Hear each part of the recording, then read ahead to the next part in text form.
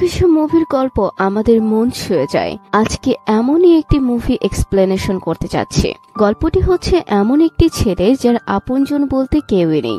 একদিন সে এমন একটি ম্যাজিক রিং পেয়ে যায় যার মাধ্যমে সে সব বস্তুকে গার্লফ্রেন্ডে পরিণত করতে পারে। এই রিংটি কি পারবে ছেলেটির জীবন পরিবর্তন করতে? জানতে হলে মুভিটি শেষ পর্যন্ত দেখতে হবে। আমি আলো আছি আপনার সাথে। আজকে যে মুভিটি এক্সপ্লেন করতে যাচ্ছি তার নাম হলো ইউ আর নট অ্যালোন। মুভির শুরুতেই প্রধান ক্যারেক্টার আমুকে দেখানো হয় যে একটি কোম্পানিতে জব করে। তারা বিভিন্ন ফ্যামিলি প্রোডাক্ট সেল করে থাকে। তাদের কোম্পানির একটা অদ্ভুত নিয়ম আছে, সেটা হচ্ছে প্রত্যেক স্টাফকে অবশ্যই বিবাহিত হতে হবে অথবা রিলেশনশিপে থাকতে হবে। কিন্তু এই ব্যাপারে আমুর ভাগ্য ছিল খুবই বাজে। তার কপালে কোনো মেয়েই জুটত না, আর তার অদ্ভুত কোম্পানির অদ্ভুত নিয়ম অনুযায়ী তাকে চলে যেতে হয়। এছাড়া আমু প্রচন্ড কষ্টে নাইট ক্লাবে এসে ড্রিঙ্কস করছিল।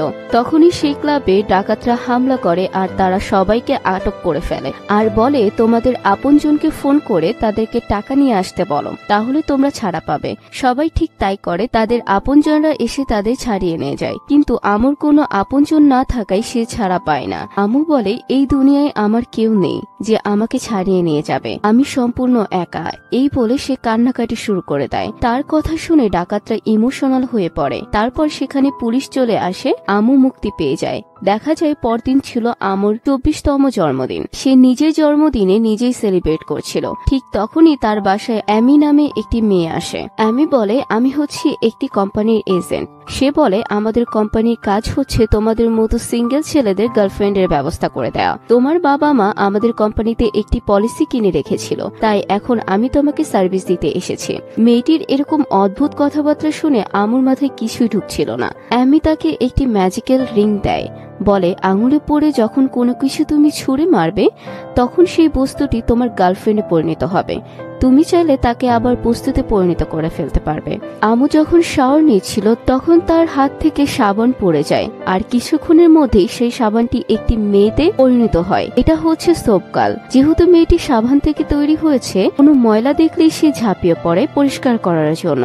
আমু তো এই প্রথম গার্লফ্রেন্ডকে নিয়ে মোটেও খুশি ছিল না, কারণ মেয়েটি এত বেশি মোটা ছিল যে ঘুমানোর সময় আমুকে বিছানা থেকে ফেলে দিত, আর আমু প্রচন্ড বিরক্ত হয়ে পড়েছিল তার উপর। আর তার জন্য কোম্পানি এজেন্টের সাথে সে দেখা করে বলে এই মোটা গার্লফ্রেন্ডকে আমার মোটেও পছন্দ হয়নি। তখন অ্যামি বলে ও যেহেতু সাবানের তৈরি তাই তোমার উচিত তাকে দিয়ে বেশি বেশি কাজ করানো, ফলে ধীরে ধীরে সাবানের মতো মেয়েটি স্লিম আর হালকা হয়ে যাবে। এমির কথা অনুযায়ী আমু সারাদিন নোংরা হয়ে থাকে। সে গায়ে খাবার ফেলে দেয়, মাঠে গিয়ে ধুলাবালু মেখে আসে, ফলে মেয়েটি সারাদিন পরিষ্কার করার কাজে লেগে থাকে। দেখা যায় মেয়েটি সত্যি স্লিম হয়ে গিয়েছে।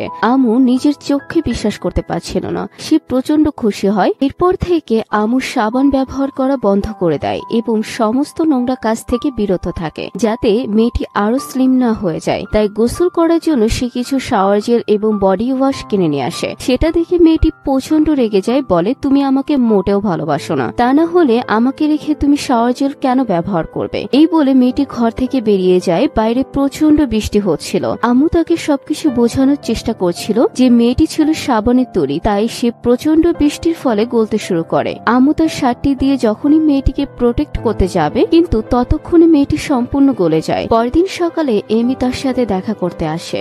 আমুর মন খুবই খারাপ ছিল। এমি বলে অতীত ভুলে গিয়ে সামনের দিকে এগিয়ে যাও, কারণ তুমি ম্যাজিক্যাল রিনের সাহায্যে যত খুশি গার্লফ্রেন্ড বানাতে পারবে।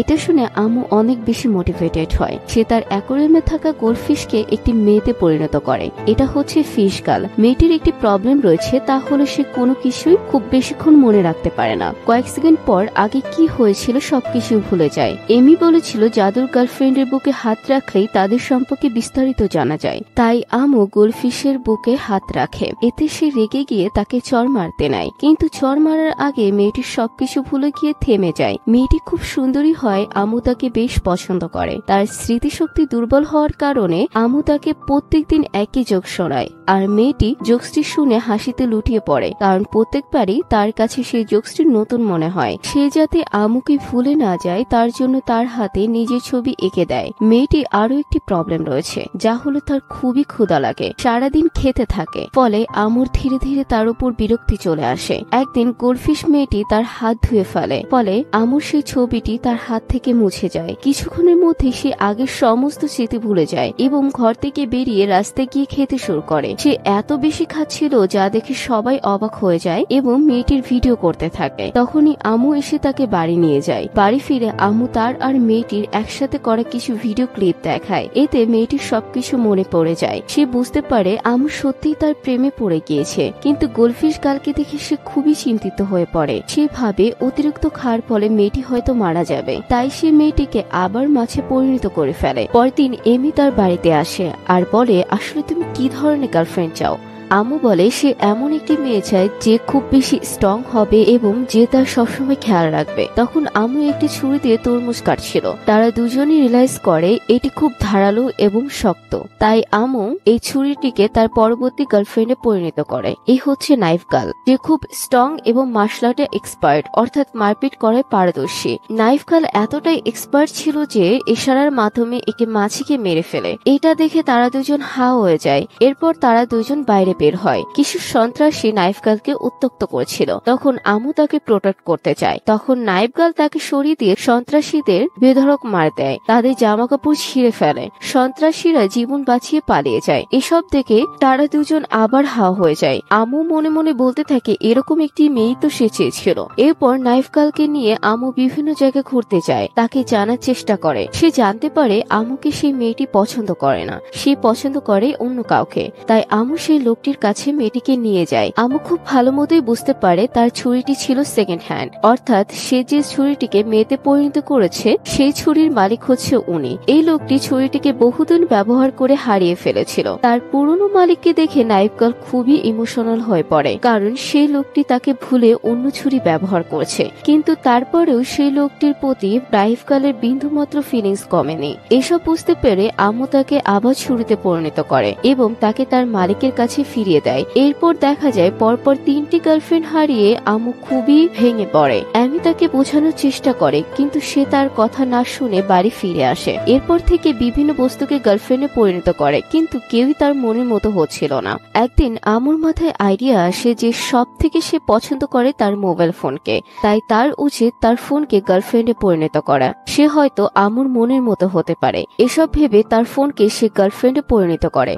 বরাবরের মতোই আমু তাকে নিয়ে বিভিন্ন জায়গায় ঘুরতে বের হয়। তারা একটি রেস্টুরেন্টে আসে, যেখানে একটি মেয়ে একটি ছেলের সাথে ডেটিং এ এসেছিল। ফোন গার্ল সেই মেয়েটিকে দেখে বুঝতে পারে সে মেয়েটি আরো 3টি বয়ফ্রেন্ড রয়েছে। এই বিষয়টি সে আমুকে বললে আমু বিশ্বাস করতে চায় না, তাই সে মেয়েটির ফোন হ্যাক করে তার বাকি 3জন বয়ফ্রেন্ডকে মেসেজ করে রেস্টুরেন্টে আসতে বলে। তার বয়ফ্রেন্ডরা এসে একে অপরের সাথে ঝগড়া শুরু করে দেয়। মেয়েটি তার 4জন বয়ফ্রেন্ডকে একসাথে দেখে লজ্জায় দৌড়ে পালিয়ে যায়। এসব দেখে তারা দুজন তাদের হাসি থামিয়ে রাখতে পারে না। আমু মনে মনে ভাবতে থাকে সে ফোন গার্লের মতো একটি মেয়েকেই খুঁজে বেড়াচ্ছিল, তাই সে ফোন গার্লকে প্রপোজ করে এবং তাকে ম্যাজিক রিংটি দিয়ে প্রপোজ করে।